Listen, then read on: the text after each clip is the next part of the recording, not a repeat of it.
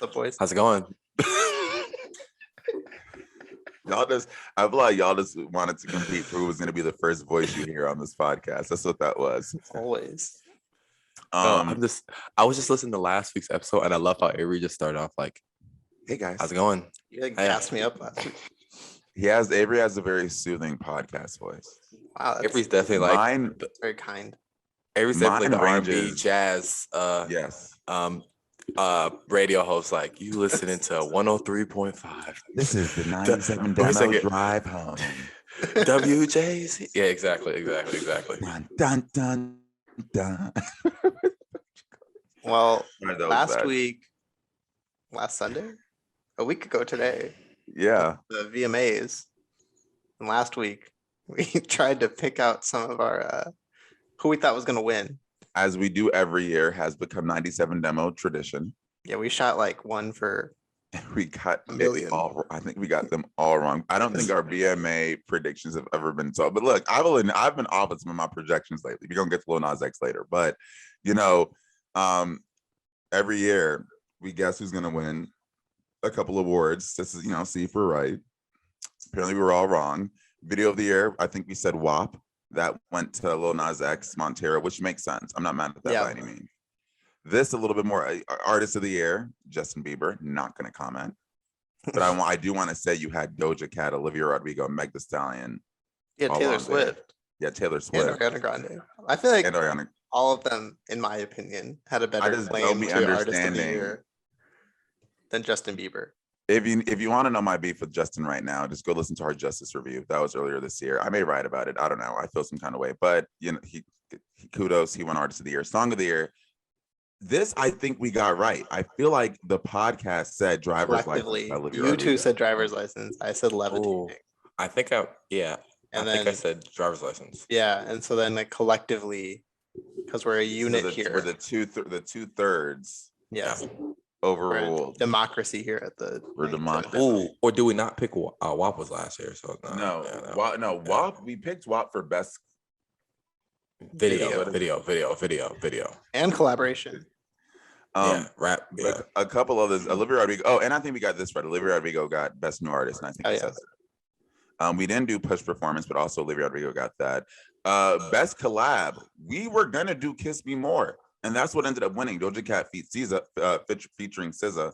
But I remember SZA. But I remember all of us saying "Kiss Me More," and then we were like, last minute, we were like, "Oh no, it's probably gonna be WAP," and we said WAP. "Kiss Me More" is a good one though. That's a good one. That's a good song. That's a good song. I don't want to do anymore. I don't remember. Oh, best hip hop won best hip hop, and that was the biggest shock. Travis Scott, Young Thug, and MIA. And that I song said was that was not that good. Do you remember that? But do you remember it debuted at number one? Because but then it took a big drop. That was his McDonald's song, right? That was the McDonald's song. And we all and I didn't remember. I actually listened to the song to remember what it kind of sounded like because it just sort of fell off. And that beat WAP, Laugh Now, Cry Later, On Me remix, Said Some, which is my personal favorite underrated track, and Rap Star. So that's like kind of crazy. Mm-hmm. All those songs are better. Yep. They just listed after that. I wonder how I've done all this insight into how the Grammys pick their winners. I need to do that for the VMAs. I'm very curious. Get Bad Bunny not winning Best Latin. Wait, no. Billie Eilish and Rosalia won. Someone needs to write about. Okay, this was a good song, but Bad Bunny, that was his year last year, and the year before. He was nominated for he was nominated twice in this category. Ooh, Leave the Door Open won Best R&B. That's fair. I hate that. I'm not gonna lie. I have beef with the fact that they had a best K-pop category, and I feel like they did that. Well, before I speak, who won best group? Was that a category? Best group. Search it. Just push group. Is there not a? Oh, was there not a best group? I'm pretty sure there. Wow. Oh, dang. So they took out the best group category, which I figured BTS would have won, but instead made a best K-pop category that they just gave BTS. I just don't like the sense that we're othering a group that has now achieved mainstream success in America. I don't feel like we should other them. I think they should just get their flowers. Like, why didn't BTS? Why wouldn't a BTS win Artist of the Year? Let's be honest. Or like pop or best pop or something. Or best pop. And Butter honestly is the biggest Dynamite song. too. Like, why are we othering them to best K-pop? I kind of have an issue with that. You're right. Interesting. Ooh, will I write about that in the newsletter? That's a good topic. Maybe. Let's see. Did you guys? This have anything to do with the MTV? But you guys see like 2020 Billboard artists who made the most money off just music, like streaming and album sales. It was an interesting list. The top 3 was like, it was an interesting list. Kanye was like near the bottom. It was like top 10. It was really interesting. Drake was number 1, but it was like a bunch of NBA young and that was Lil this Baby, year? the Baby. It's from last year, but it came out like in July. But it was interesting. I feel like I remember seeing NBA YoungBoy on that list. It was like people who made money just off music, like just streaming, not in any other business. If you're ever wondering Billboard. what our kids are listening to, it's NBA YoungBoy. But I believe just had his 8th child. So, you know, congrats. I guess we can talk about it later. But did you guys see the Lil Nas X video they released before the album? It was like a talk show Of him giving birth? No, it was like a talk show with him and himself. Oh, He was like saying to the other version of himself, he was like, ratio, young boy better, make better music, which is what like all the people comment on people's like tweets. He was like saying it to himself. It was pretty funny. I so appreciate the creativity and the complexity of his rollout campaign. It was incredible. I like that. I'm a fan. But yeah, show me you put effort into it. Avery wrote about it in our newsletter. Wow, what a great newsletter. segue. Avery here. No, let's before you finally get into the show, let's all see what we talked about in our newsletter just a little bit. Well, Avery going first because it makes sense. Yeah, I talked about Lil Nas X's album rollout, which was not. I don't want to say it was the best that we've seen in some years, but I mean this year at least, it was the best rollout that I've seen. It was so creative. He acted like he was pregnant. He released album covers like on the same week that Drake and Kanye released, and their album covers sucked. He literally gave birth the night that his album came out. It was great. Everything about it was just chef's kiss. This billboard is hilarious. Oh yeah, he had all these billboards around. And the funniest one was one that said, "Gay, you may be entitled to financial compensation." I think the thing I love about this campaign, and specifically the fact that he did billboards like this, is that I think one of the only ways you're going to be able to sort of like get rid of the homophobia and rap, or sort of like demystify this issue, was to highlight how absurd it is and how ridiculous it is to take issue. And I think he does that really well.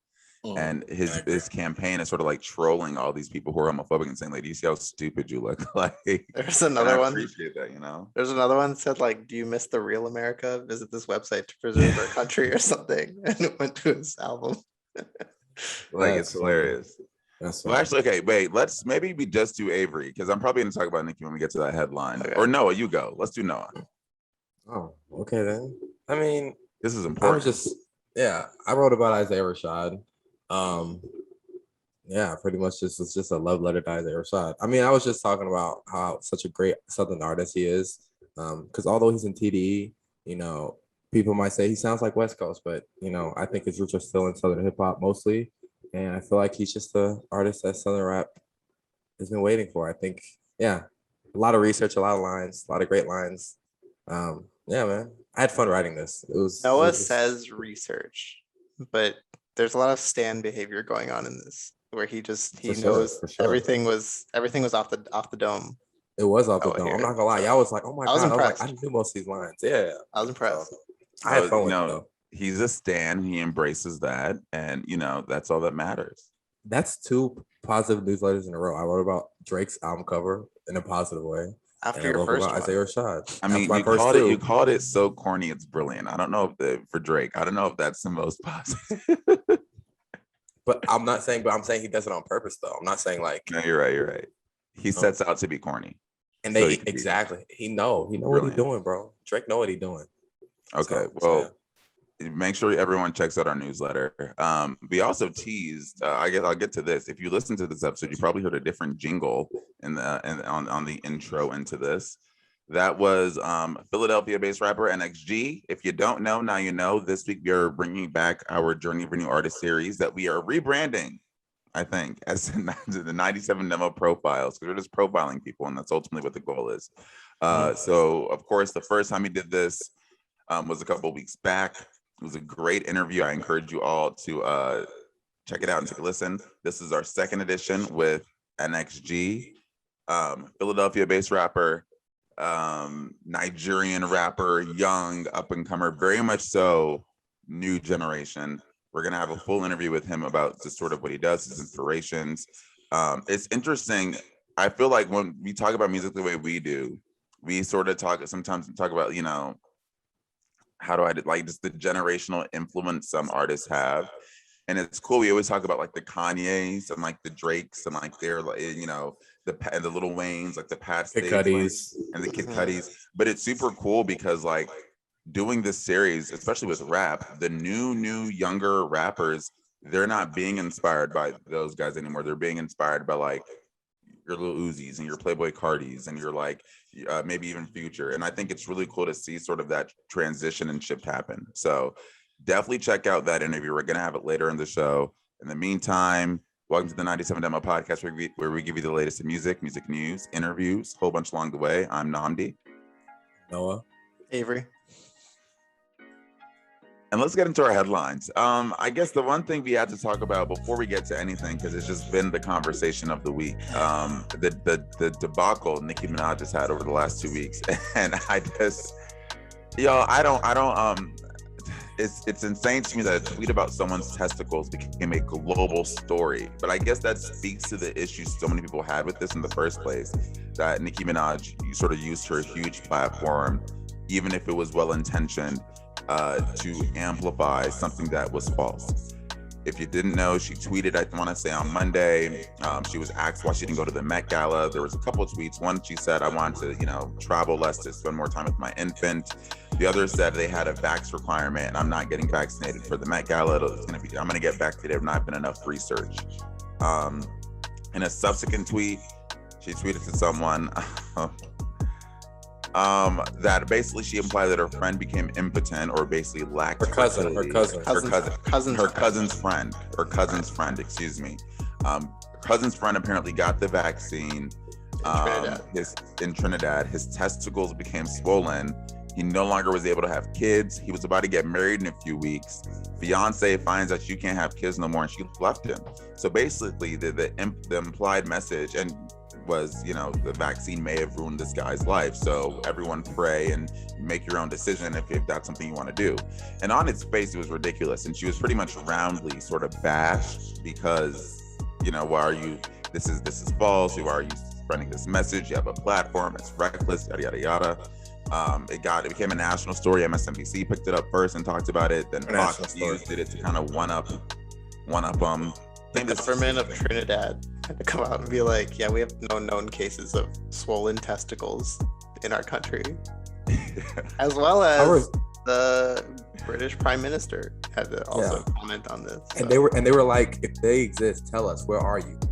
Where are you? Because now I do have questions. And now I'm like, how did he know that the swelling necessarily meant he couldn't have kids anymore? Did he try? Like what like Tucker Carlson also put out a little thing saying, if you are the man with swollen testicles, please contact us because I want you on my show. So I mean, this story has been so twisty-turny. Apparently, there's a journalist that was in Trinidad trying to find Nicki Minaj's family that according to Nicki Minaj, sent some pretty intense messages saying you need to talk to us. If you don't, then CNN's just gonna come and they'll leak your address and stuff. Nicki Minaj kind of doxed the reporter in response. Doxed two different reporters. You can argue if you think that was a fair response or not. I always kind of argue that doxing, especially when you have people as vicious as the Barbs, isn't great. Let's not do that. I will also say, as a member of the news media, we probably shouldn't try to scare people into interviews, but long story short, this sort of became a debacle and a global story when it really could have been used as a way, in my opinion, this is what my newsletter is kind of about, to say, let's try to figure out why people still think the vaccine hurts fertility, which is a very common concern, and address it. So, The way I feel is just even if Nicki Minaj had great intentions about asking questions about the vaccine, she never said, she ended up saying I'll probably end up getting the vaccine for Tora. She never said she wouldn't get it. She was asking questions, but when you say my cousin's friend's nuts got swollen, pretty much everything else you say after that's gonna get lost because people are gonna harp on your cousin's friend's swollen In all nuts. fairness, she did use the scientific term of testicles. I think that was intentional. For sure, but it's called Nutgate. She's calling it Nutgate. You know what I'm saying? So There's also the it's pretty timing. insane. The timing of this coinciding with the trial that is going on with her husband. Is that actively happening right now? Yes. We know that there's an actual Pleaded trial not going. guilty to his alleged crimes of abuse. So Well, no, hold on. I want to make sure we're correct. there was something. I know There's there's some news that came out about her and her husband this week that coincided with all of this. I just wonder. I know the two things. There's been one thing where it's like her husband, who I think had to register as as a sex offender, failed to do so in California.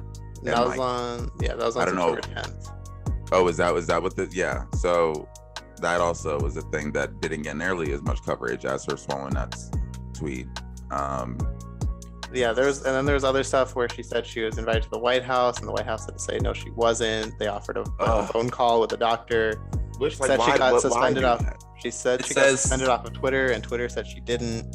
Yeah, There's just a whole bunch of stuff going on with this story. it says Nicki Minaj's husband pleads guilty to failure to register as a sex offender.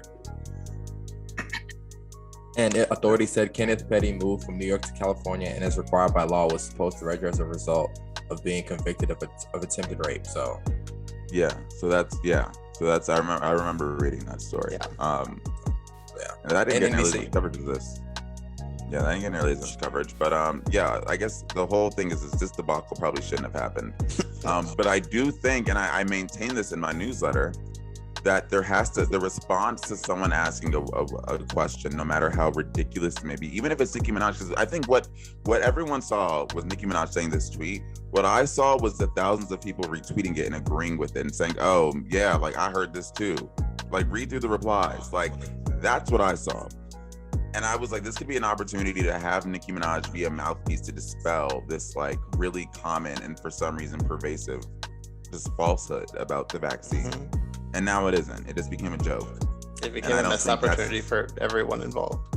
Everyone involved. And I think that's ultimately like the point I try to drive home with all of this. But I don't want to spend all this time on Nicki Minaj. Let's move on from the head barb in charge. Check out the newsletter if you want to see what I thought about that. Let's hope Nicki Minaj stops tweeting her concerns about her cousin's friend's testicles. Let's just all move on. agreed. And I guess Nicki Minaj was advocating for the people who had those concerns. I'm not going to try to make this connection. Drake, Meek Mill, Quavo, 2 Chainz, and this happens quite often. So I remember seeing this headline, I feel like every couple of months. They signed a letter urging President Biden to pardon nonviolent marijuana offenders. This is a thing that has definitely happened before. We've definitely talked about this before.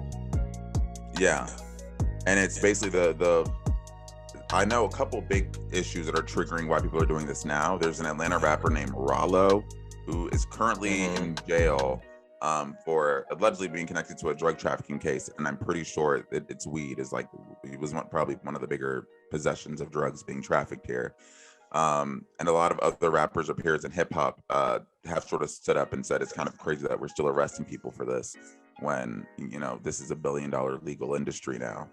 So they're definitely not the first celebrities to sort of take this stance and say, we should not continue to have people locked up for nonviolent weed offenses. This is a level of advocacy that happens quite often. A lot of people have made the point. There was actually almost an attempt to rewrite the marijuana conviction rules or just drug sentencing rules under Trump, but I don't think it extended to issues like this. Yeah. And there's a lot of artists you see. Drake, Killer Mike, Tory Lanez, Ty Dolla Sign. Tory Lanez need to sign it. Who's Tory Lanez convincing? Sorry, let me stop. We don't. T.I. I shouldn't have said his name. Sorry. Dame Dash. I mean, this is interesting. This is good. I mean, I agree with Wow, that. I'm sorry. Another story we're missing because I just saw his name. Y'all know I don't want to bring up the T.I. story, but his case got unfortunately dismissed because of. Can y'all hear my phone ringing? Yeah. Busy guy, busy fella. Okay, sorry. No, someone else take over. right, well, I the can't guy speak right to here. this Ti story because I'm not really sure what it is. But Hey, I'm Exactly. sorry. The whole story was just T.I. was accused of sexual assault, and they Okay. dismissed it because it fell out of statute of limitations. That was Gotcha. wow, Gotcha. there's a ton of artists on this thing. Yeah, this is pretty much a lot of artists. I mean, how do you feel about it? Do you think this is the right thing for people to be doing, Avery? Oh How do you yeah, feel? 1000%. Oh, there's also Yeah. athletes. In- Deion Sanders. All right. No, absolutely. This is a great cause. I wonder how this works. Like, do they like it does like Deion sign it and be like, hey KG, I signed this letter, you should sign it too. And then KG's Probably like, twice oh a- hey, Al Harrington, you should sign it too. And Al Harrington's like, I just imagine an email like, yo, sign this Google Doc. literally. Because there's gotta be no like work for on these famous people's sides, right? Yeah, they're definitely exactly. You're like, They hey, just this gotta is be good like, sure. PR for you if you sign this. Exactly. Yeah. It's like, oh, sure, of course. Yeah. Jackson's like, hey, Waka Flocka, you should sign it too. And he's Mhm. like, Yeah, I agree. I mean, non-violent marijuana offenses definitely should be. Yeah, I feel like should be pardoned, especially with like it becoming because it's decriminalized. legal. In Well, it's places. like even Yeah. if it's not legal, it's becoming like in Maryland, it's decriminalized. Like you just get Right. like a ticket essentially. You know what I'm saying? Like Mhm. nobody should be going to prison for that kind of offense. It's not even an offense. So like, I don't know. I think we should be way past people going hard time for prison. And I think it's fair for people to be like, people have been doing hard time for marijuana for a long time. They deserve some kind of pardons. I mean, if it's non-violent, obviously if they like did something else, but Absolutely. you know, so This is a great cause. So I'm glad. I I guess agree. I'm glad to see all these people endorsing it. Now it looks like he's he's tearing faking. into someone. First of all, he's faking. He's It faking. looks like that. Summer Walker on her album cover right now. Exactly. You fake it. Sure, they do like Summer Walker's album cover, but yeah. So yeah, good story, good cause. Yeah. Drake's doing good things, you know. So yeah, there's a lot of names on this. Like Avery's been scrolling for the last Just 5 logs. minutes, so I agree. So I'm done. So yeah, We're here anymore. yeah. What else we got? This next story. Oh, This what is do you think? You sent this first. Did I send this or did Nnamdi send You this? sent it. You sent it first, then Nnamdi sent it a little later. This guy right here. What's his name again? Tom Breihan. Breihan, I guess. Breihan. Or Stereo Gum. Which I think I follow him. I don't know. But I see his stories a lot. He wrote about Vince Staples, about his album. Wait, was he that and- guy? Same guy, same my exact gosh. dude. And essentially, the name of this article says Baby Keem makes his move, but the name of the tweet he had was a lot worse. But sorry, I'm back. no, okay, that's cool. Keep You on were going, busy though. there. You were busy there. Yeah, so- But essentially, this guy was essentially saying like, do we know Baby Keem just because he's Kendrick's cousin? He's essentially saying like that's what he's getting known for now. Essentially, Well, that's I like feel like- if that's like a short He had a like great summary, but- analogy. No. He had a great analogy for his argument at the beginning of this with Home Alone, saying if you look at Home Alone and you see this kid making all these traps, your immediate thought as an adult is like, oh, well, obviously a kid can't make all of this. And so he's Yeah. relating that to Baby Keem, which I don't agree with, but I that's kinda like a agree with that. good metaphor for his argument of Baby Keem's not doing this by himself. And I guess that he's saying that should be detrimental, but whatever. But I- he, that's but he what- I did think say that's he's being what, known like, as Kendrick's cousin. I think I think that was a component, and that's basically his idea is saying his push is clear. It doesn't feel organic. This is a big machine push. You have connections of Which, you like, know the point. Okay, Like yeah. Baby Keem is 20 years old. He's from Las 21. Vegas, the place 20, that he's turning 21 next month. He's 20 years old. He came from Las Vegas, a spot that doesn't necessarily have any big stars at the moment. It's not a situation that would naturally give you like put out an artist like this. And the fact that it's happening to Baby Keem this quickly, and he's been able to do some of the things he has, like work on the Black Panther album with Kendrick and get features on the Lion King album and have Shia LaBeouf direct one of your videos. Like, that only happens when you have something big behind you that's like lifting you up and pushing you. very like So- industry plant. You're It kind of like felt pushing like that he was narrative. calling him an industry plant, and I felt Baby that's Keem's what my music- ultimate consensus was. It's like all these pretty words to basically say like Baby Keem's an industry It's plant. crazy to me because like Baby Keem's music is in my opinion, can't be like widely enjoyed in a I way disagree that with you would that. expect for like. But is that any what other- an industry plant means, or is an industry plant just you're someone who was planted in this with the tools you need to be successful? Yeah, that's fair. You know what? This is And interesting. then is there? because, I don't like, know if there's a problem with that either. That's another. I don't think it's a problem because if we were in any industry, we use our connections with our cousin or like a family member, like we would do that. And first of all, this album that he just put out, like, it doesn't sound any different than the quality of like what he's put out before. It just happens to be Kendrick on there. So it's not like, oh my gosh, he has Also, this it was crazy like new sound. A rumor for a while that he was Kendrick's cousin. It wasn't like nothing. It wasn't anything that either of them had confirmed. That's only publicly became for a common while. knowledge knowledge in the last year. He was putting out music before that. You know what I'm saying? There's So two mixtapes before this one that are two available mixtapes before on this one. Spotify and Apple Music. with no Kendrick on at all, nowhere to be found on those albums. So Yeah, but Tom Brennahan, to your point, really wrote. He said these days, Baby Keem has an identity. His identity is that he's Kendrick Lamar's cousin. Crazy. That's. It's so dismissive of everything else Baby Keem's done. I think this would feel more. I feel like I'd be able to validate this a little bit more if the music wasn't good. Like if the music was just sort of really generic rap. Exactly. Everything was generic. Because Baby Keem sort of has, in my opinion, established a lane for himself and tapped into something that is sort of different from Kendrick. It's not like he's just regurgitating his music and sound. Exactly. He has his own voice. So I think because of that, this take feels weird. Saying that your only identity is that you're Kendrick Lamar's cousin is like, for one, it's kind of insulting to me. I think it understates that, Baby Keem's own skill. But at the same time, I don't think there's anything wrong with someone acknowledging the fact that, and I think in every industry, in every industry you do this. I don't think there's anything wrong with saying, oh, like you had connections, like you're here because you had some friends that got you in the room. This graph is kind of wild, bro. He said, but Baby Keem is not Kendrick Lamar, and he's not especially interested in taking us through the darker corners of his mind. Instead, he's making turn up music through his goofy ass voice, Throwing at beats in the beats, interesting ways that he can throw it. I don't know. This feels like throwing his goofy ass voice at beats in the most interesting way that he can think to throw it. It feels like Tom Breihan just found out about Baby Keem when Family Ties came out, and now he's like, and maybe he's not a fan of the music, which is fine. That's his opinion. But now he's lashing out about it.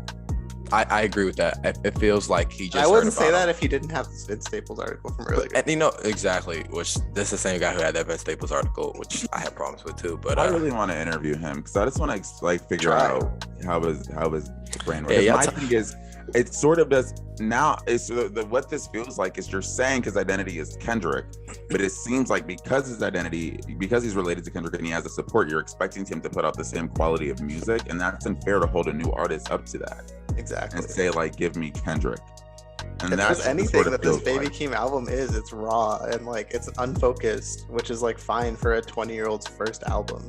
It's kind of all over the place, which is also kind of what I enjoy about it, but it's just weird to expect what did he want? I'm so confused. And there's another. I'm pretty sure Kendrick has other cousins who ask him who do music. I'm pretty sure Kendrick has other cousins yo, bro, I do music. I do music, bro. Hop on my stuff. So we've been spending a lot of time on headlines. Yeah, this has been a long. This is supposed to be a short episode, and we've done a lot. But let's just fly through new releases real quick.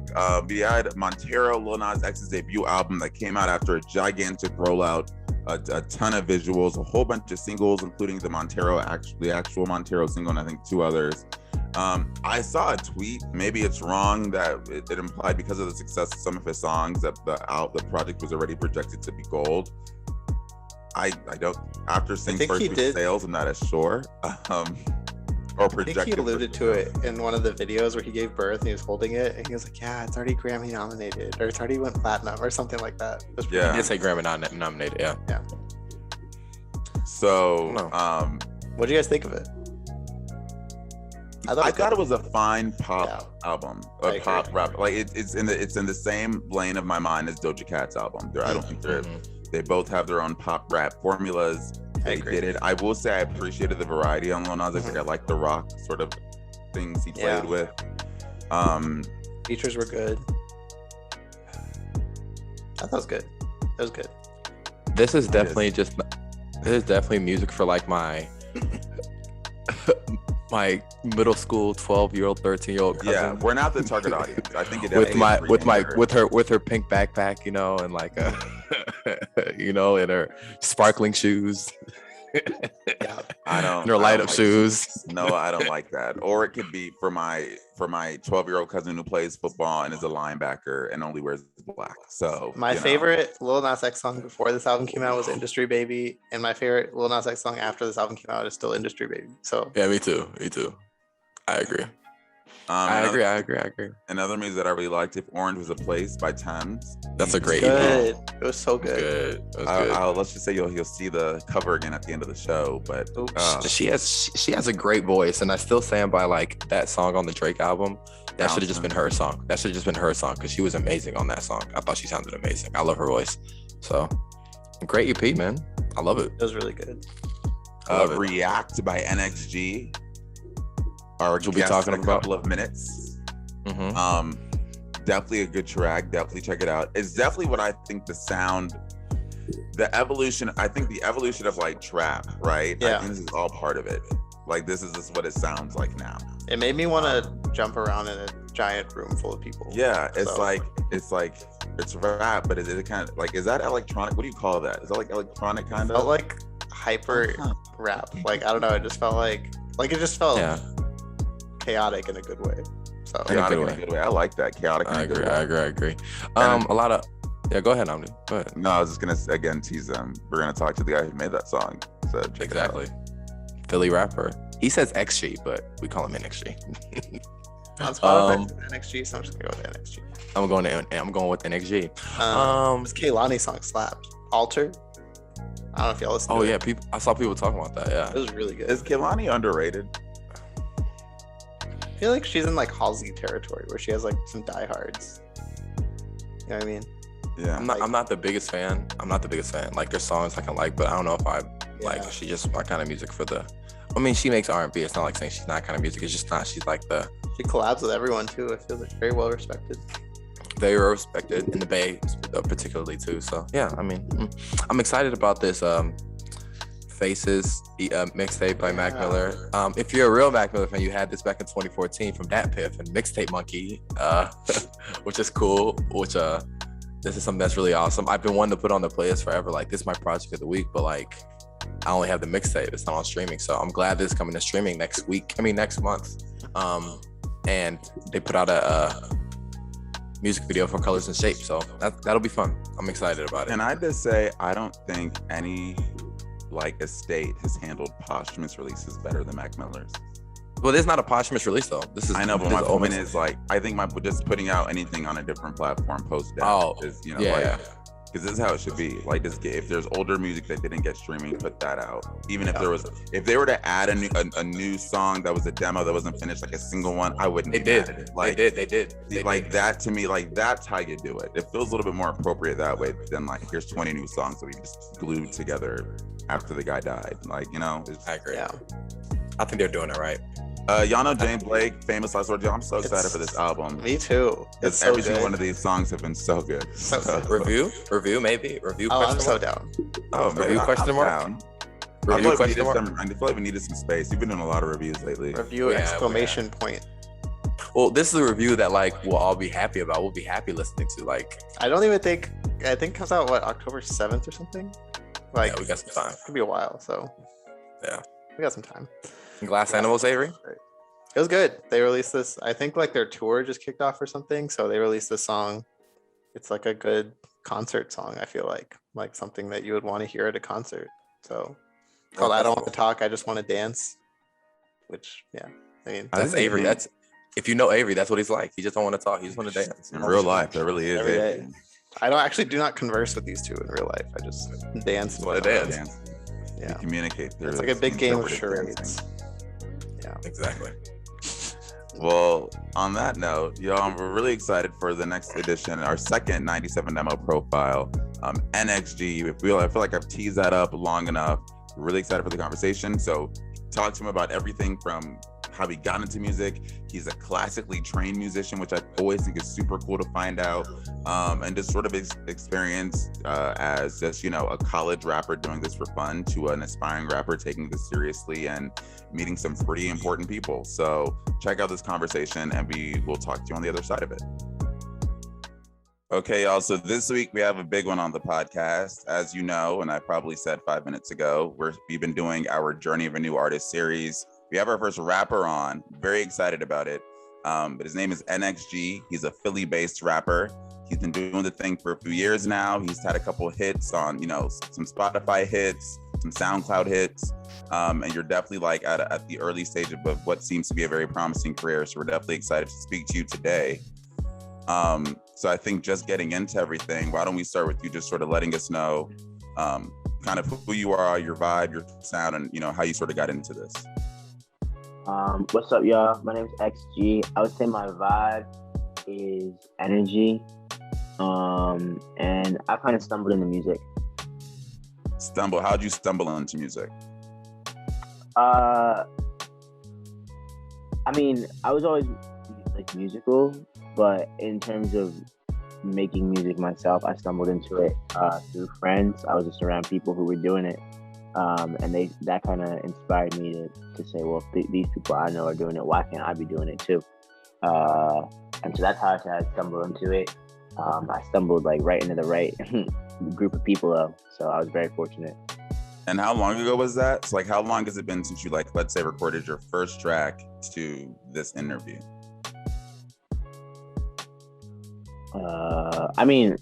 My first rap track, I was probably 16. I was recording like screamo, like rock stuff before that. So I was probably like 14 when I was doing that. And that shit's still up online. I don't tell anyone where it is, but it is publicly available. And so if someone finds that shit, that'd be pretty cool. But I'm not giving no help. So now we're about to be on the hunt for the screamo track that exists. It's in there. Yeah. It's there somewhere. Yeah. Deep on the internet.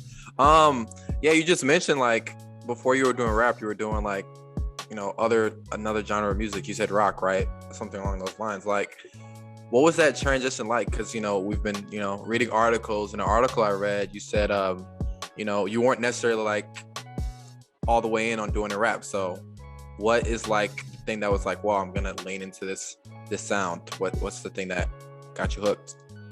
I think it was a couple different pieces to that puzzle. I think the first one was that I noticed that rock, like there weren't a lot of rock bands coming up, but there were a lot of rappers coming up. You're always hearing about a new rapper. You almost never hear about a new rock band these days. So I think I kind of pivoted towards hip hop because of that. On top of that too, I saw a lot of rappers bringing rock back. Because obviously rock is a black genre that was kind of totally redistributed by but then I think I saw people taking it back and reclaiming it, and I think that made me see like, oh, okay, hip hop and what I love, rock, because I mean I love both of them. Like I can combine the two. People like who? Uzi, Playboy Cardi. Just the people who like in 2016 when I was like, yo, like what the fuck do I want to be doing with myself? I'm allowed to curse, right? No, you're good. Go ahead. You're good. Speak unfiltered. Yeah, I'm like, yeah, like what the fuck do I want to be doing with myself? And I'm looking at these people, and I'm like, yo, like they're literally doing what I want to be doing. Like they're combining rock, they're combining rap, and they're making this genre like that's just pure energy. So let me ask you, it's really interesting you say that because whenever we prepare for any of these interviews, we make a mission of going through like an artist's like tracks. We have to be aware of what you do, right? And you do have some songs where you can hear like the influences of like a Lil Uzi or a Playboy Cardi. So how much would you say that sort of shaped your sound? Because it isn't always that. Like some of your earlier tracks, I hear less of that. It seems like more straightforward rapping. But on other songs, definitely the cadence, the flow, the structure, you do see those influences. So how much would you say that has made up your sound? I think it's definitely a big influence. I think it's just funny because because you're saying that the newer songs sound more like that, but none of the music that I have out right now I've made in 2021. Like that's just all Wow. at least a year old right now. Wow. So You like just had it in the vault. yeah, like I mean the way that we sort of release music is so not slow, but like the turnaround, like I'll make a song today and like it probably won't come out for like 8 months or some shit like that. So like but I mean to go back to your question, like yeah, there's a huge influence, very big influence, but not to the point that it's copying. It's just sort of it's just influence, but it's not derivative. Yeah. Kind of going off of that, you kind of mentioned how like you have songs in the vault, songs that you make a while ago, like not even this year, that'll come out later. I know this is something you're probably discussing with Lori, your manager, but like, what's the process? Like, what's the thought process behind like, okay, we're gonna make this song, but we're gonna wait when the right time. Like, when do you know when is the right time to release a song? Like, is there a certain mind? Okay. It's a feeling. It's all a feeling. Which is it's yeah. It's a feeling. Sure. It's like counterintuitive, but it just like I know when the right time is. Like yeah. Like you have this new single coming out, React, right, on September 8th. What made you want to put that out now? And when did you record that? Okay, so React was recorded anywhere between March 3rd and March 6th. I can't remember which exact day. I think it might have been the 4th. But and it actually just got pushed back to the 15th. But like we just wanted to put it out now because everyone just kept asking for it. And that's part of like that feeling, like everyone was like, yo, when are you gonna drop music? When are you gonna do this? When are you gonna do that? And so it got to the point where it's like, okay, like yeah, we need to really feed this audience because they're hungry. So let's sort of walk back a little bit, just to like some of the success you've had as a newer rapper. You've had a few tracks now that achieve, some success. You definitely got a little bit of a following. We look at Spotify and SoundCloud just because I think that's what's natural to us, and we do see like Come Up seems to have been a song that sort of got you a good amount of listens. Yeah is another one. So sort of talk about what you found worked for you and like what songs you put out that seemed to work in getting you those listens, those clicks, and how did that sort of help you build a sound and say, okay, this is the direction I need to go in? Yeah, I think some of the songs did help like push me towards that goal, and some actually took me away from that goal. I think Come Up was a song that, even though it got listens, I didn't necessarily feel like it was authentically me. Whereas a song like Yeah, where it's just extremely raw, honest, I was much more proud to put that foot forward than I was to put like a Come Up forward. Because Come Up, like I'm just mad young. I'm talking out my ass, like, you know what I'm saying? And it's fire. Like I love that song, but there's also a little bit of maturity. Like I'm 4 years past making that type of shit anymore. So it's just like, and then making something more like yeah, like kind of proved to me, it's like, yo, like you don't have to fit into the mold of like doing what you think other people are doing. Like you can really just talk about what is true to yourself. Because like if you listen to yeah, it's like the subject matter is very different than I feel like what a lot of other people are talking about. Yeah. And I even real quick, I want to build off something you just said. What does authentically you look like? Because I read you were classically trained on the piano. You taught yourself how to play, I think, like bass and guitar. You said you used to do screamo rock music. So as you find your sound, what does authentic you, what do you think that looks and sounds like? I mean, it gets defined on a day-to-day basis. It's really whatever I'm making, however I'm comfortable with, but it's more based on the subject matter. Like, what am I talking about? And like, am I proud to put that shit forward? You know what I'm saying? It's like, it's not capped. It's not like something where it's like, okay, like embellish here or whatever. Cause I've definitely made music like that before, but I think like having really begun to lean into like, what is my reality and how do I depict that? In a truthful manner. I feel like I'm always way more proud of songs where I achieve that than songs where I'm like, just saying necessarily whatever. The lyrics are mad important to me. The message is mad important. I was gonna ask, obviously we talked about like the different sounds and different inspirations you've had musically, and obviously if you go through your catalog of music and what you have out, the sounds change from like, when you're listening to like newer music, older music, whatnot. Do you find your fans being more receptive to things that are like your sound, or like, something that I don't know, I'm trying to ask, but like, if you're trying to color outside the lines in terms of doing something different or creative, do you find your fans are receptive to that? Like you just built that, I don't know, trust up with them? Or like, what's that like for you when you're trying, I want to try something different? I'd be surprised, because like I'll put some shit out that I'm like, they probably won't fuck with this. Like, you know what I'm saying? Like, for example, Love Games. And I'm like, niggas not probably gonna fuck with this shit. And that's literally my top song on Spotify. And I think there's another song that I made when I was out in LA that was like very vulnerable, and I put that shit up as like a snippet on my Instagram. I think it's gone now, but niggas was really telling me, like, DMing me like, yo, you need to drop this, like da. So I'm very thankful to them for being receptive of me and like allowing me to fully express the full person that I am, and not just like a linear genre or type of music. So I'm actually very grateful to my fan base for allowing me to fucking like explore that shit. Sure.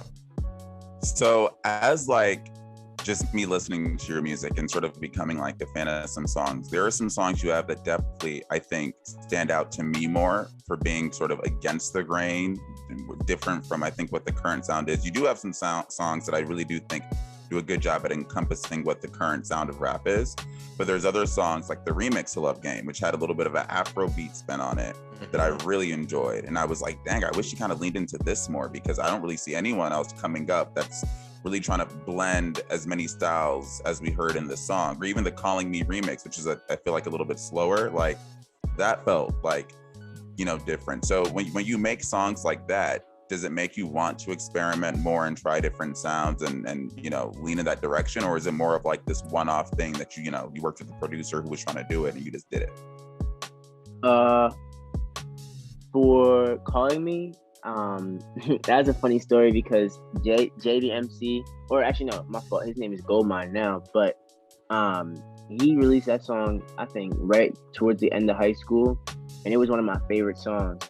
So I was literally just annoying him. I'm like, bro, you gotta let me do a remix. Like, you gotta let me do a remix type shit. And eventually he folded and did let me fucking get on that joint. But it's almost never a one-off, man. Like, I feel like I'm making all types of music. I'm very focused on not confusing my fan base. So I don't want to release too many tracks that are all over the place. It's very about an evolution. It's like very much about an evolution, and I think more so about like feeding a narrative. So the music, like, I have so many songs that don't sound like anything that is out right now of mine.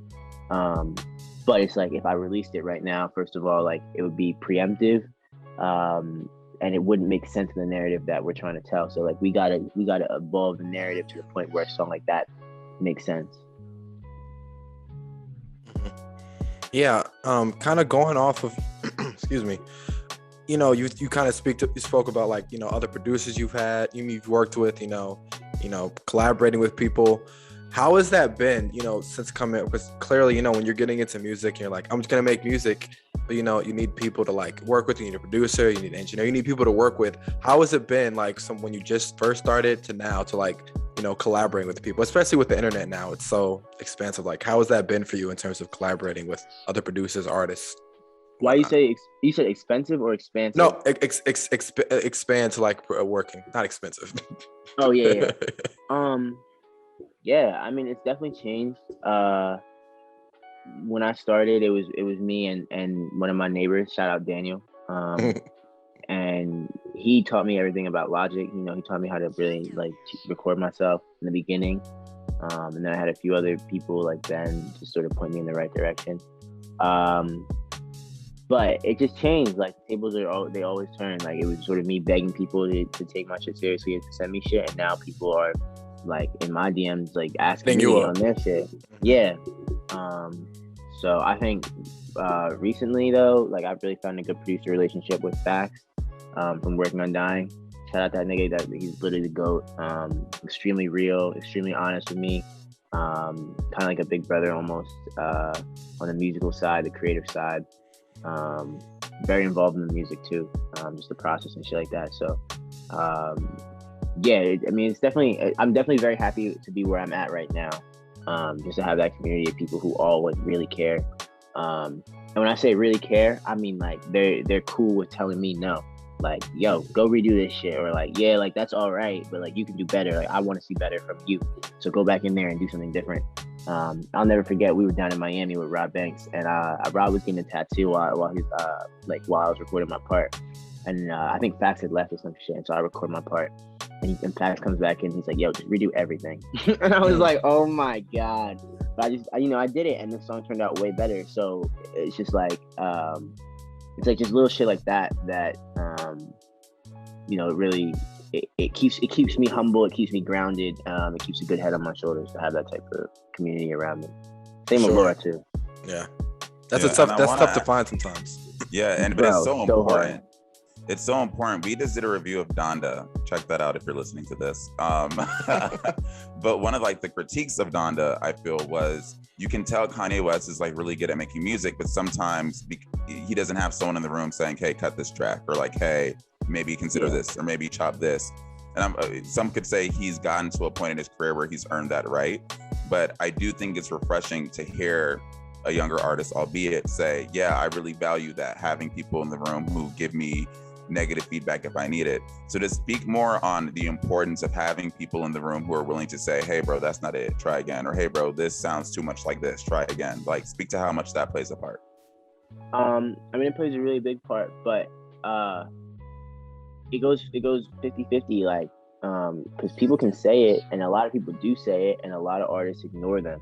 So it's also on the artist to fucking, hey, like, you should do this differently, and to be receptive. Like, fuck it, like, even if I don't believe you, like, I'm gonna still try it. You know what I'm saying? And in the process of me trying it, I might realize, like, yeah, you were right. Or in the process of you trying it, I might be like, nah, you're fucking wrong. Mm-hmm. Or there might be something where like, there was this one song I remember, and like we were stressing over it, like, yo, like we should change some shit here, there, whatever.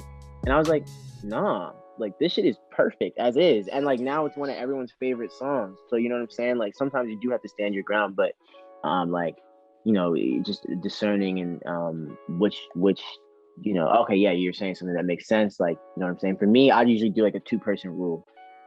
Like if 2 different people independently come to me and say, yo, like you should do this, and it's the same thing, I'm gonna do it. Like if one person comes to me, like, I'm gonna weigh it. Like if I was already feeling like, yo, like I wasn't too sure about this, and someone says it, all right, bet. If I'm very sure about it and someone says it, I'm gonna be like, hold off, bro, hold off. But then, you know what I'm saying? If more people come to me and say, all right, bet. Like if multiple people are feeling this way, probably a lot of people will feel this way. So let me go back and fucking figure that shit out. And then I want you to sort of, you guys, you and Noah especially, were sort of on this thread already, but speak to the importance of networking in music. So if someone's listening to this and they're sort of like, I want to do this, like I can write a rap, I just don't know where to go. How, networking and finding other new producers, like how did tell us how you got your start and how you started collaborating with other people, but sort of in a way that gives advice to a newer artist trying to do the same thing. Yeah, I mean, build laterally is what everyone says. Like find the people who are doing what you want to be doing on your level, work with them, and then create something special with them. And the people, if it's good, if it's getting traction, the people above you will take notice and sort of hopefully reach a hand down and bring you guys up. Doesn't always work that way, but yeah, I think that's a major key. I think secondly too is just like be a genuinely good person. Don't be like, I don't know how to say this, like just like I don't know, I've stayed very relaxed, like not trying to be overly thirsty for opportunities or for people's time, but still being a present and being persistent. It's a very fine line between like blowing someone's shit up and annoying them, and like also reminding them like, yo, like I'm still here, I'm still alive, like we need to work together type shit. And then patience, super patience, because the relationships that panned out for me to get me to where I am, you know, it was 5 years of like on and off me annoying them, like, yo, like I make music, I'm fire, like, yo, I make music, I'm fire. No one took me seriously and then on that 5th year, like, you know, everyone just started opening doors for me. But that was after I did a bunch of shit for myself. You kind of you've kind of spoken about like a lot of the things that are going well for you now, but you know things are going well, but you're still a new artist. Like what are some of the difficulties you're still going through now as an artist in terms of like working with new people or whatever that is, or booking shows? Like what are some of the difficulties now with that, even though you've gained a good following? Or is everything perfect? Are there any challenges you've had to overcome throughout this sort of journey you're on? Yeah, absolutely. A lot of personal challenges, mindset challenges. I think mindset is really like one of the most important things, for real. Like just understanding it's a business, and like even though it's people in front of you and like it's a business centered around people, it's still a business. And so just understanding that, I think some of the challenges they were coming from a lack of patience on my part or just frustration. But I mean, definitely not. Everything's not perfect. Nothing's ever perfect. So if it ain't one thing, it's probably another. So, but yeah, I mean, I'm very happy to be where I'm at. I'm very like, just looking at like, taking the good with the bad. But there's a lot more good than bad these days. So like, even if there is something bad, I just, sort of take it in stride and be like, all right, like, but anything that's meant to be mine will be mine. Like I absolutely believe that shit. So if something gets away from me, it either wasn't the right time or it's never meant to be. So absolutely. And one thing I talked to you a little bit about this earlier, but you're Nigerian, I'm Nigerian. Like there's sort of a within like Nigerian communities, there's this sort of understanding among our parents that there's only 3 jobs really allowed to do, a doctor, a lawyer, or engineer. And even now I've heard lawyers getting kind of shaky because they don't get jobs all the time. So it's really like, but just from reading your bio, it seems like your parents were open to sort of allowing you to pursue whatever music bone you had in the beginning, just from the whole classically trained on the piano, and you played a whole bunch of instruments. So from that perspective, did you find support for saying, hey, I'm trying to be a rapper? Because, Wale's parents said they weren't down until he brought him the first check, and they're like, okay, cool, you got this. But like, what was that conversation about for you? Like, did you find support when you said, hey, yeah, mom, dad, I want to be a rapper? Yeah, I mean, I got to give, shout out my mom, because she was mad progressive. That's not for a Nigerian. But so yeah, I mean, low-key, I feel like she kind of like all those musical training things and like the musical activities she put me in as a kid, they kind of came back to bite her, because now I'm actually chasing a dream of music. So I mean, she definitely wasn't the happiest about it. Like some of the decisions that I made around it too definitely frustrated her, but I think now we're at a point where she's kind of like, she just like gets it, and it's like, all right, bet, fuck it. Like also too, you just get to a certain age where it's like your parents, like it's not their say, it doesn't matter. Like, and they got to respect that too, when especially if you have a plan, like you have a plan, you have it's panning out ever so slowly or ever so surely or whatever, but they gotta let you rock out and be you as a human being, because I could live my life for my mom, but I don't why would I do that? You know what I'm saying? Like I don't want to live a life for somebody else at all. It's not gonna make me happy or feel fulfilled.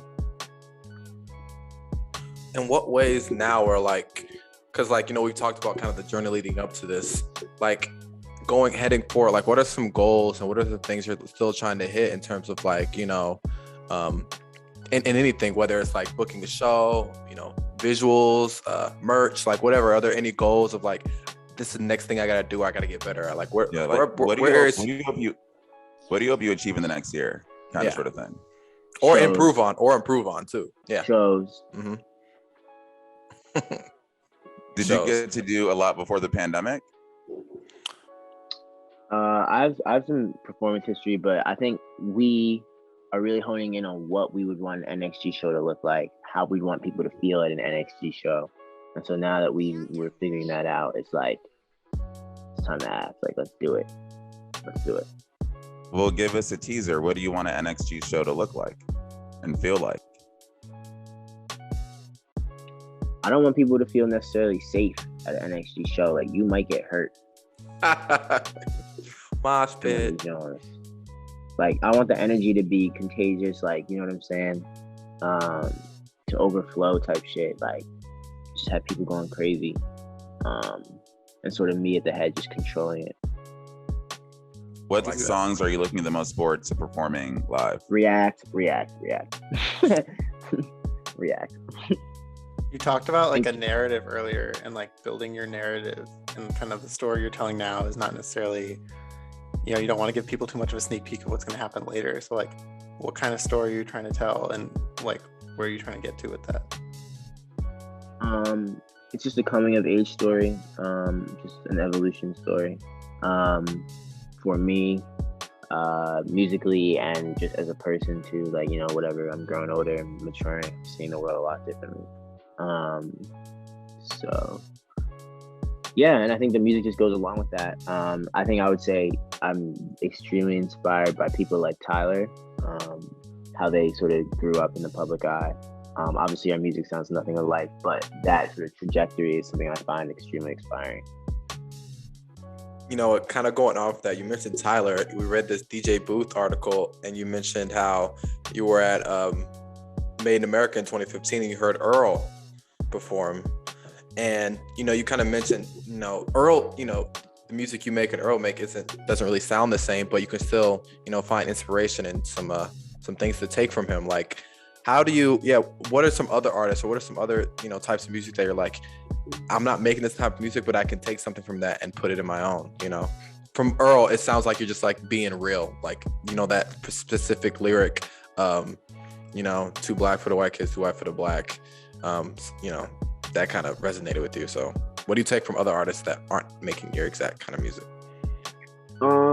I really like Nirvana. I like the energy at their shows. Like, you know, going to see them was like, you would just watch that shit and you just knew, like, you could just feel like the energy, like even on the YouTube videos that I've watched and shit. It's crazy. I would say, I don't necessarily think that Drake and I make similar music, but I love Drake's writing. It's exceptional. I think that's probably about it for like artists not necessarily in my genre. Oh, I saw Kalani yesterday because I was at Made in America again yesterday. It's actually the 10th anniversary of that jump.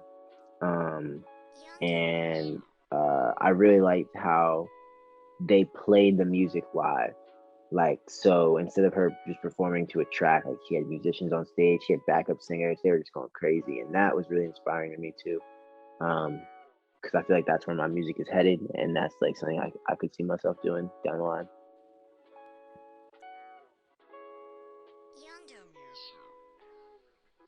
As for artists in your genre that inspire you, is it just Playboy and Lil Uzi, or are there other artists that sort of been good, big influences? Obviously, Uzi, Cardi, Trippie Redd, Drake, again, but he's not really in my like lane. Frank Ocean's not in my lane, but he's so good, like so fire again. There's this new artist named Sofago who's really fire. There's another underground artist named Ty Fontaine who's really good. But yeah, I think that's probably about everyone who I like would say I take inspiration from. I enjoy a lot of artists though. I enjoy a lot of music, but perfect. And you enjoying music is the perfect segue, because I didn't plan this, but I'm gonna do it. We're gonna do like a little speed round, whole bunch of questions. First thing that comes to mind. Okay. You ready for this? Yeah. All right. Favorite album this year? Certified Lover Boy. Wow. Certified Lover Boy. Wait. Certified Lover Boy or Donda? I hate that people compare them, honestly. Ooh, I like that answer. I'll take it. I like both answers. Yeah. Best performer you've seen. Uzi. Next artist you want to work with.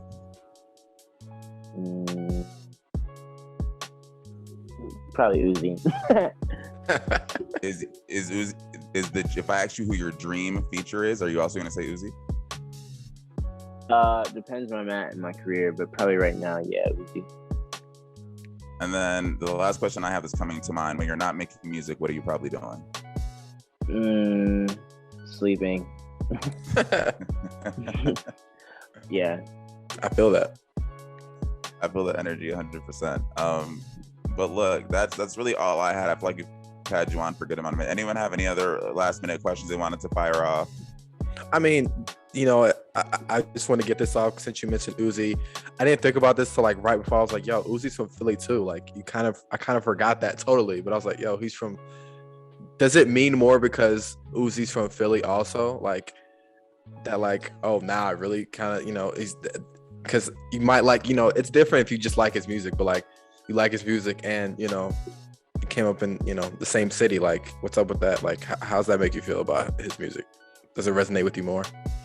I think it's even deeper than that because literally everyone, with the exception of Laura, everyone on my team has met or works with Uzi. So like the ties run deep. Yeah, they're just it's really just kind of wild because this is my favorite artist since 2016. So like if 2016 me could like just travel to here and see, like he'd probably shit himself like on that. Like, but so yeah, it definitely does run a lot deeper. I just get way more perspective on like the artist because, you know, my mentor literally lives with him. Like, you know, the Work on Dying guys produced for him. Like one of my managers is like, you know, does lawyer shit for him. So it like the ties run mad deep and I just get way more insight and like information than I ever thought I would want. But yeah, man, he's fire. He's a really good performer, like really good performer. Yeah. I'm sort of curious, if you have so many people on your team that sort of work for Uzi and you yourself, you've said that he's a big influence for your music. Do you ever worry that you have to consciously work to sort of make sure you are still establishing your own lane, even if it is influenced by Lil Uzi? Oh, I'm not worried about that at all because he and I like, while Uzi's fire, he's also really set a precedent and like for his sound and stuff like that. And I'm still in a position where I'm able to experiment with mine. Fair. I don't have a signature sound that everyone knows me for.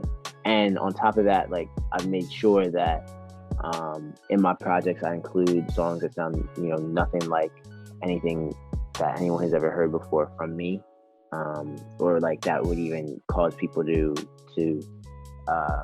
compare us. Like even before people hear my music, bro, if I go out, niggas is like, are you Lil Uzi? Like just cause of the hair, like I'm like, bro, like I'm literally too tall to be that nigga. Like, can you shut the fuck up?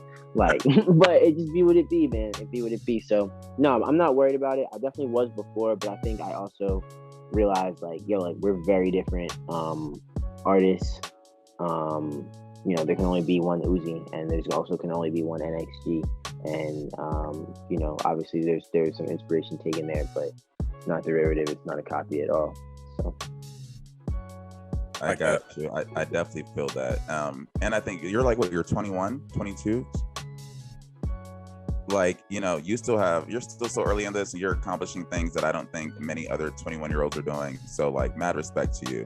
And I think we're all definitely like excited to see what's next. Absolutely. What's coming. For sure. Because like I said, if you listen to your stuff and there's so much variety and there definitely is potential for much bigger. And I you know, we believe in you over here. Yeah. I mean, he's on everything too. He's on Spotify, Apple Music, SoundCloud, YouTube. Plug yourself real quick. Like tell us where to find you, what singles coming out. Yeah. Like, come on, plug yourself. Your socials. Yeah. So you can find me at NxG Season on Instagram.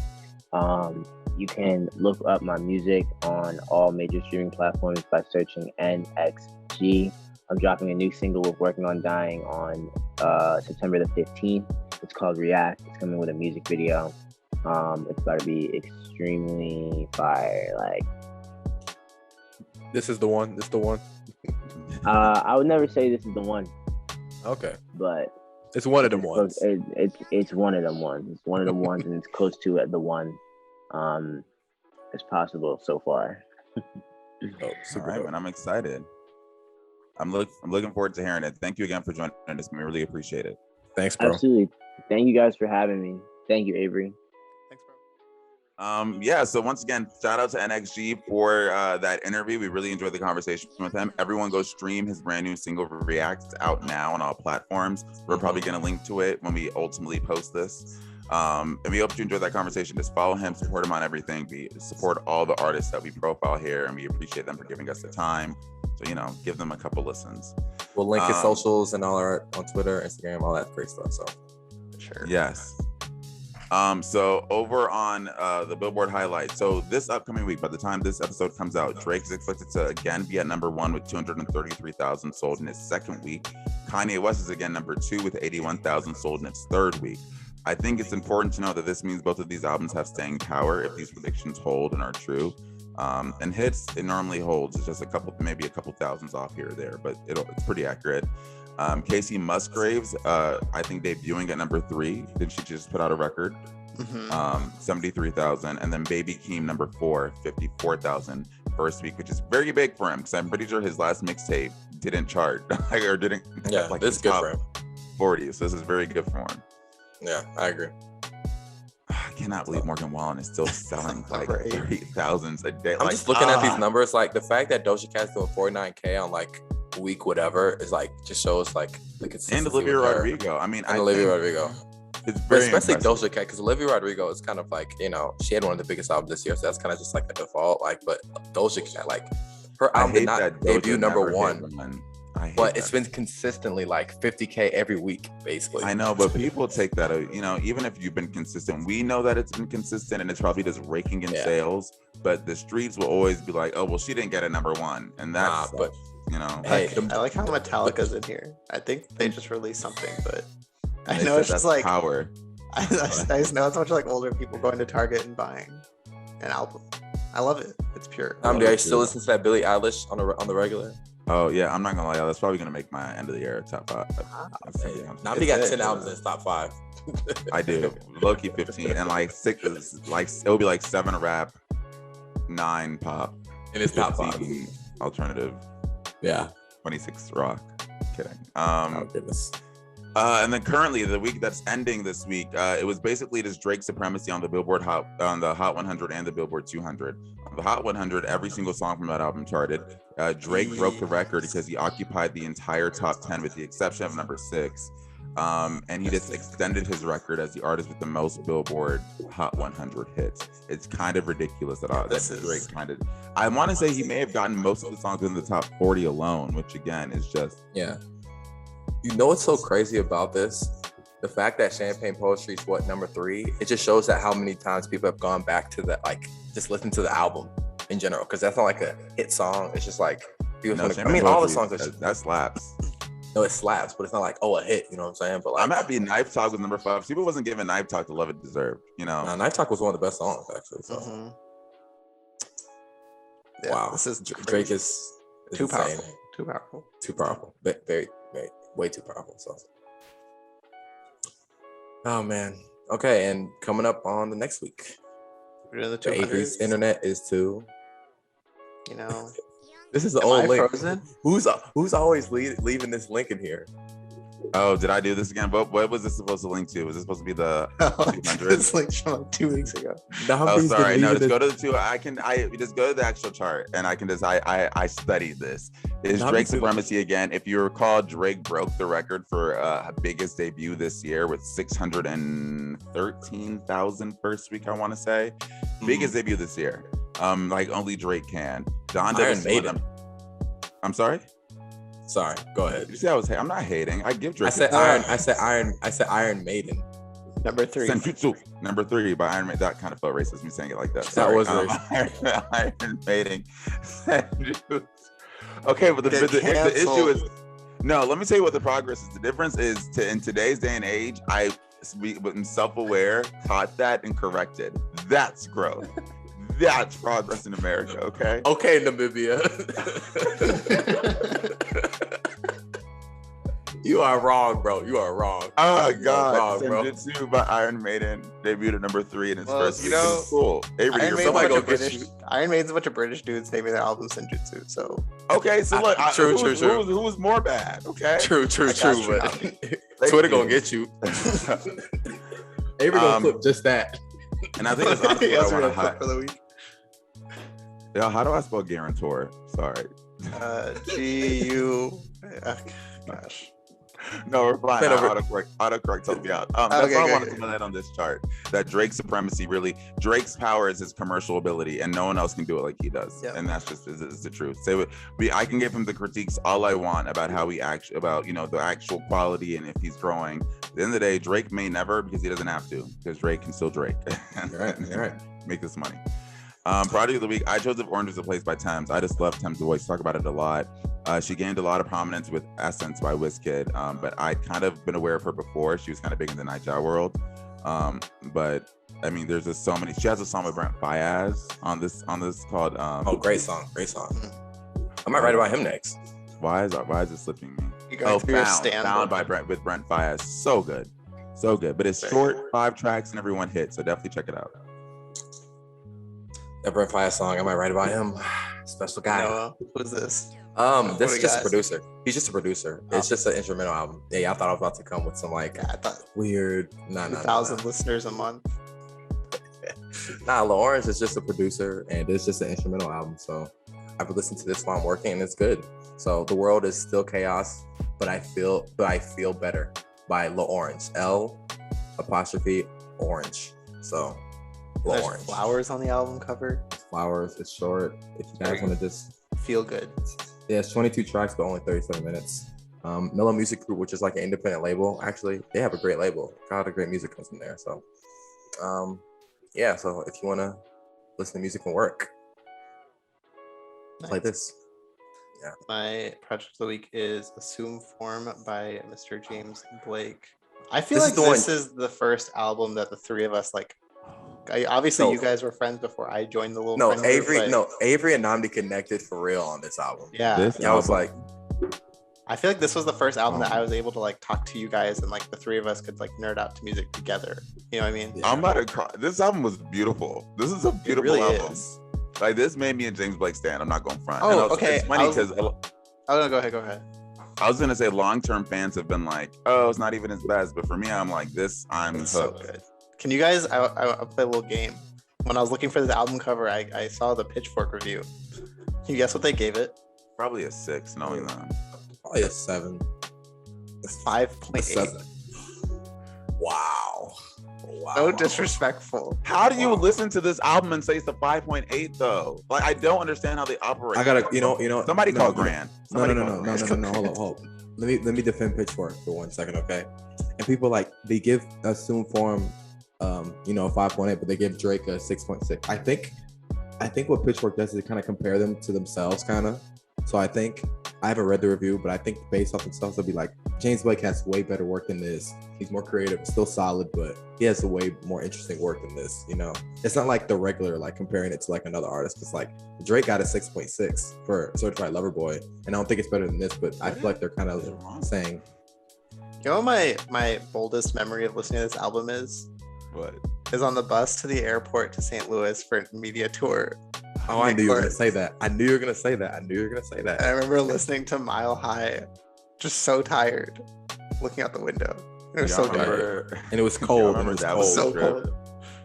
Yeah, I remember that was the trip. I forgot my wallet at home and I had to like do all this extra stuff at the airport. You had an adventure those first couple days. The listeners don't know nothing about that unless you do. If you're NABJ family watching this, shout out to y'all. But we'll have a great playlist this week. I love that we're gonna get James Blake on the playlist again because God knows I love him. But again, y'all go stream NxG. That does it for us this week. Share, subscribe, check out our newsletter. It comes out every single Friday. We thank you all who've been reading it. It actually has gotten a boost of readers, and we really appreciate that. So yeah, tell your friends, check it out, and we'll see you next week.